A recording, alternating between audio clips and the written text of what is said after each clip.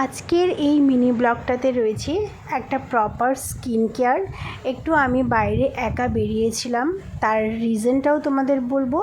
And বর আর বউয়ের খুনসুটি, মানে আমার বর আমার ওপর যে কতটা টর্চার করে মাঝে মাঝে, সেটাও আছে।